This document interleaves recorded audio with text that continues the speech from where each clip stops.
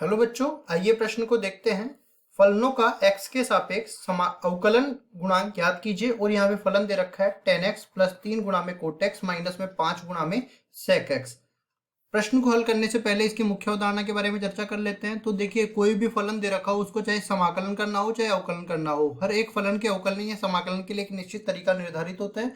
तो इस फलन के लिए भी देखो, हम लोग अवकलन के कुछ सूत्र देख लेते हैं।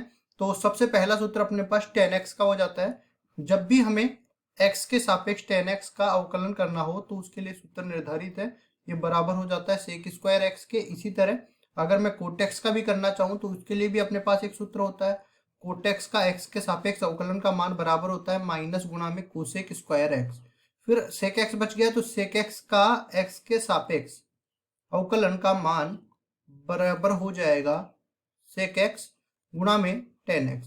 अब देखो, अवकलन का एक महत्वपूर्ण सूत्र और लिखते हैं हम लोग। जब भी हमें दो फलनों जो जोड़ या बाकी के रूप में है इनका अवकलन करना हो तो ये बराबर हो जाता है, दोनों का अलग अलग अवकलन करेंगे और फिर जो भी चिन्ह यहाँ पे बीच में आएगा उस चिन्ह को यहाँ पे रख देंगे।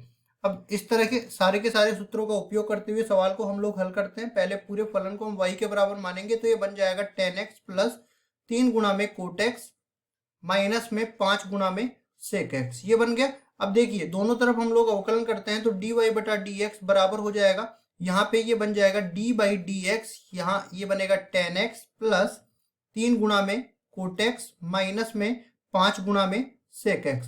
अब नीचे वाले सूत्र का उपयोग करते हुए सबको हम लोग अलग अलग कर देंगे तो ये बन जाएगा dy बटा में dx बराबर हो जाएगा, इसका अलग से करेंगे d by D x 10x का अवकलन, और अचर पद तो जो है अवकलन के बाहर आ जाएगा तो 3 गुणा में अवकलन हो जाएगा कोट x का। फिर यहाँ पे भी अचर का पद -5 है, ये बाहर आ जाएगा और इधर अवकलन हो जाएगा सेक x का। इस तरह से पूरे फलन का अवकलन हो गया।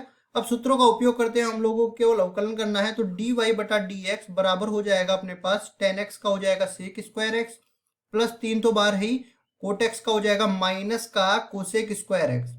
फिर आगे चलते हैं और अपने पास -5 तो पहले से, सेक x का हो जाएगा सेक x गुणा में 10x, और इस पूरे फलन को हम लोग गुणा करके लिख देते हैं। देखिए, यहाँ से dy बटा में dx बराबर में ये हो जाएगा अपने पास सेक स्क्वायर एक्स आ गया, माइनस में 3 गुणा में कोसेक स्क्वायर एक्स, तो देखो कोसेक स्क्वायर एक्स भी आ गया।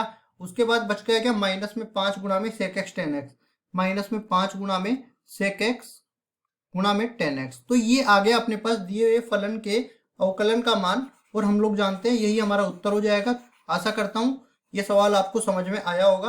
धन्यवाद।